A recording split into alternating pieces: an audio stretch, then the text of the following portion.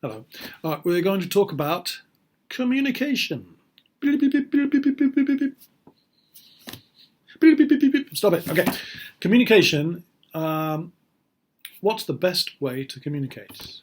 I'm going to argue that email is the best way to communicate. I have 3 reasons why email is the best.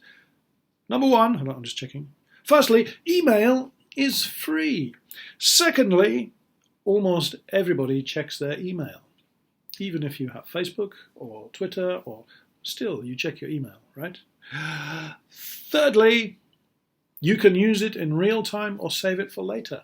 I can send an email, and you can read it, or you can say, oh, I don't have time now, and look at it later.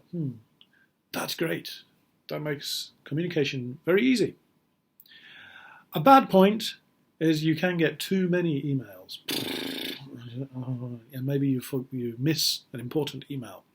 But it's better than social media because it's private. Social media, Facebook, Twitter, TikTok,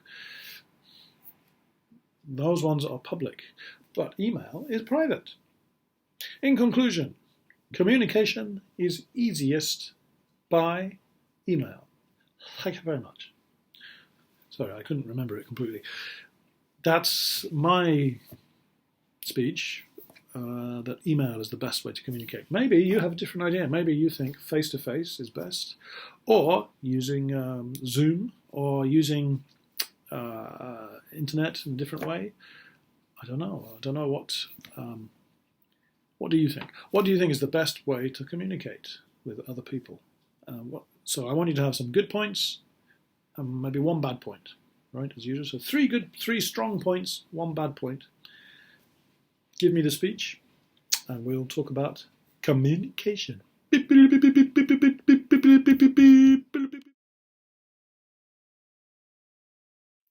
This is Misery by Stephen King. Do you know Stephen King? He's one of the most popular writers of modern times. He's still alive.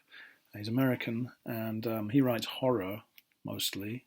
He did It, Shawshank Redemption. Do you know that one? Many novels, or The Shining. Many novels and stories that have been made into many movies. Sometimes not very good movies, but it's made him more famous. So he's super famous. Stephen King. Okay, this is the story, and it's also a movie, quite a good movie. Here's the story, Misery. Paul Sheldon is Annie Wilkes' favourite writer. When Annie finds Paul badly injured after a car accident, she takes him back to her lonely farm to look after him.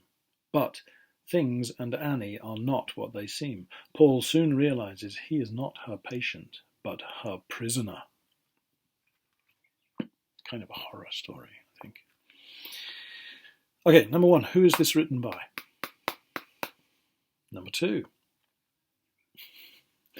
what's the name of the writer in this story? Number 3, what happens to him? What happens to him? Why? Yeah, at the start of the story, what happens to him? Something bad happens to the writer. What happens?